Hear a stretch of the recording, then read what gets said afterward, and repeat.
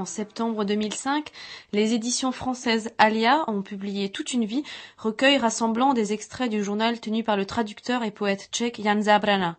Un aperçu des réflexions intimes et sans détour d'un homme qui avait une conscience douloureuse de son existence au cœur d'un régime politique qui, comme à tant d'autres, lui étouffa la parole.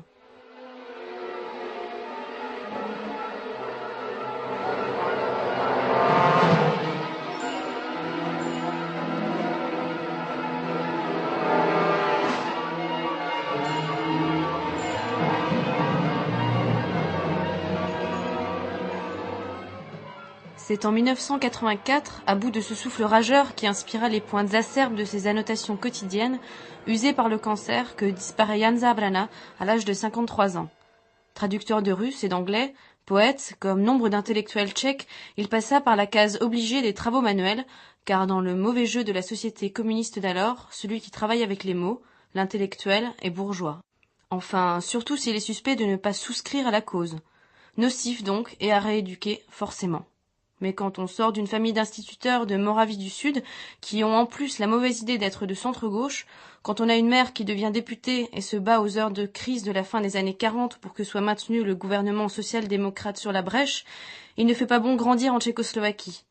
Arrêtée en 1949, la mère de Zábrana est condamnée à 18 ans de prison pour haute trahison. La ronde des procès politiques fabriqués a commencé. Elle en est une des premières victimes. En 1952, ce sera au tour du père de Zábrana, condamné à 10 ans ferme. Le jeune homme est à cette occasion définitivement exclu de l'université, où il avait réussi à passer quelque temps malgré tout, sautant d'une matière à l'autre, au gré des autorisations ou des rejets pour inaptitude politique à l'étude.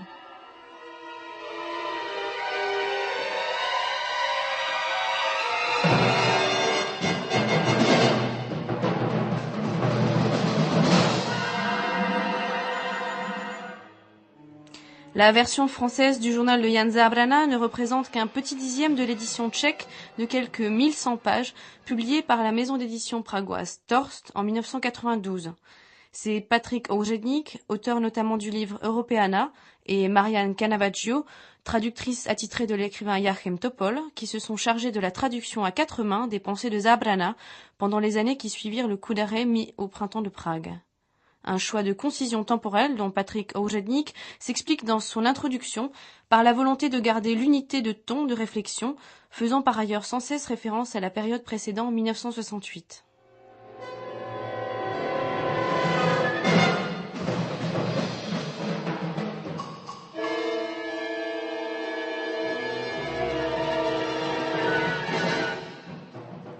Ils nous auront tous, ils ne sont pas pressés, ils ont le temps, me disait hier M.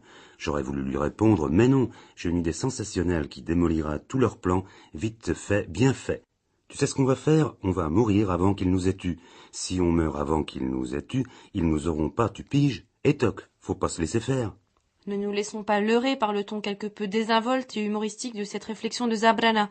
Ils, ce sont les communistes, et rien ni personne, de près ou de loin, en rapport avec eux, ne trouve grâce à ses yeux, pas même les hommes du printemps de Prague. Pour Zábrana, c'est bonnet blanc et blanc bonnet, et le socialisme à visage humain n'est rien d'autre qu'une autre grotesque phrase vide de sens. Et quand bien même. Il y a une chose que je sais depuis toujours, je le sais depuis 1948. Contre le communisme, je suis et je serai prêt à m'associer avec n'importe qui, sauf les communistes. Cette conviction, elle semble ancrée en lui comme l'unique certitude de cette existence qui paraît si fragile et si dépourvue de contenu. Une certitude acquise tôt, trop tôt par le jeune homme qui, entrant à peine dans l'âge adulte, voit ses parents disparaître derrière les murs des prisons communistes.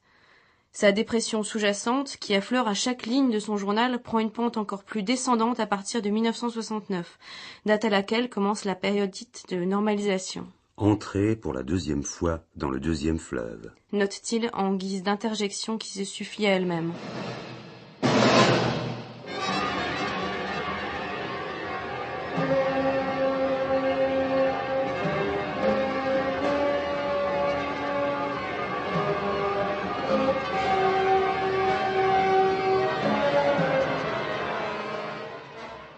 Alors qu'il est toujours ajusteur mécanicien, puis plus tard aiguiseur dans une usine d'émaillage, Zábrana parvient à faire publier ses premières traductions en 1955, ce qui lui permettra de quitter l'atelier et de devenir traducteur professionnel de russe puis d'anglais. Dans son journal, on peut lire cette phrase un peu potache, comme un défi à tout carcan. Le meilleur traducteur n'est pas celui qui traduit comme il faut, mais comme il le veut. Norbert Hollup est poète et médecin, mais il a surtout préparé le site internet consacré à Jan Zábrana et mis en ligne lors de la commémoration des 20 ans de sa disparition. Nous lui avons demandé ce que lui inspirait cette phrase en particulier dans la perspective du travail de Zábrana. Peut-on dire que ces traductions sont une œuvre en soi et quel a été son apport? Norbert Hollup. V tom deníku je vytržena z kontextu, tam nic bližšího k tomu, pokud si vybavuju, není. Dans son journal, cette phrase est bel et bien retirée de tout contexte. Si je me souviens bien, il ne s'exprime pas plus avant à ce propos. Mais évidemment, Zábrana était un traducteur qui avait une très grande expérience. Il était très érudit et surtout un très grand travailleur qui parvenait à faire énormément de traductions. Et même si d'une certaine façon il détestait aussi un peu ce métier, il en était malgré tout extrêmement fier, en tout cas pour la majeure partie de ses traductions. Elles sont de qualité, et son apport majeur, c'est que dans les années 50 puis 60, il a littéralement bataillé pour que paraissent en Tchécoslovaquie des auteurs étrangers qui étaient et dont il estimait qu'ils seraient incontournables. Qu'il s'agisse des beatniks américains ou Sergei Yesenin ou encore Andrei Platonov, il avait vraiment le flair pour ça et surtout il a eu l'endurance pour imposer certains auteurs dans les plans éditoriaux de certaines maisons d'édition et rédaction, puis la capacité d'en faire des traductions de qualité. Nebo do těch redakcí a samozřejmě to byl ještě schopen překládat kvalitně.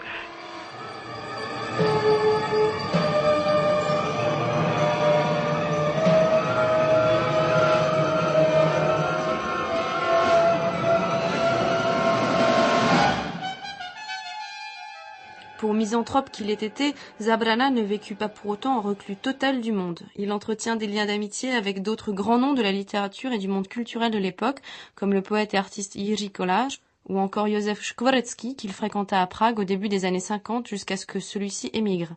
Norbert Hollup.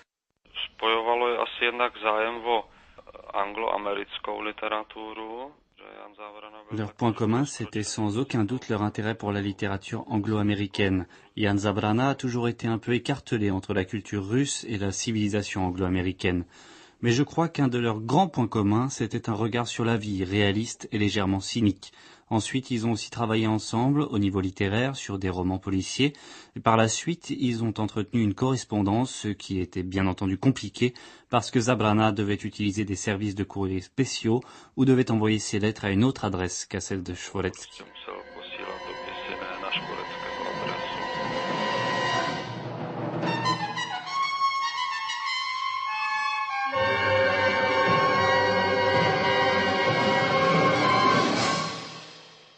Personne n'échappe aux attaques cinglantes de Zábrana. Si les communistes ont une place de choix, ils malmènent aussi les Américains qu'ils trouvent naïfs et bêtas à souhait.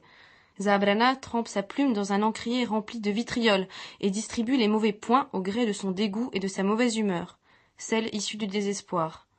Ses écrits intimes sont des paragraphes courts, acerbes, petites histoires aux ruminations sur la petite et la grande histoire, les gens et leur lâcheté grosse comme des baudruches, les médiocrités du quotidien.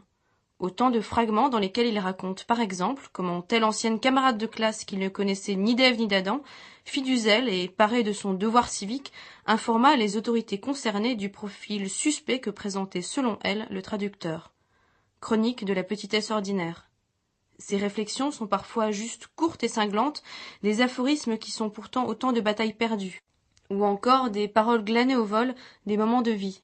Un type dans le tram. S'ils les font aussi infects, ces saucissons, c'est pour que les gens en achètent moins, c'est évident.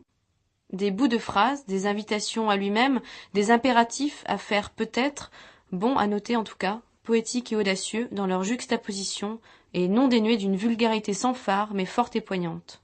Dans le ciel, la lune, comme une vésicule enflée, enterrait discrètement son talent, comme une merde dans le sable d'une plage, en pleine nuit, se brossait l'or dans la bouche.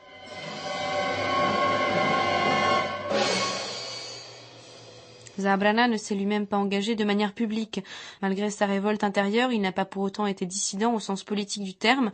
Il était déjà dissident d'une existence qu'il portait comme des vêtements trop serrés, enfermé dans une existence qui, pour lui, avait les atours d'un linceul. Je suis allé en Russie 3 fois, et chaque fois je me suis fait voler ma casquette. Non, la 3e fois c'était un chapeau. Cela ne présente pas les Russes sous un jour favorable. Diable, ils avancent vers le communisme à pas de géant, mais le désir de casquette reste fort. Eh bien, chapeau bas posthume à Jan Zabrana, et c'est sur son envolée douce amère et non dénuée d'humour que se clôt la rubrique littéraire de cette semaine, qui vous a été présentée par Anna Kubishta. Merci à toute l'équipe technique pour la réalisation et la mise en onde. Bon week-end.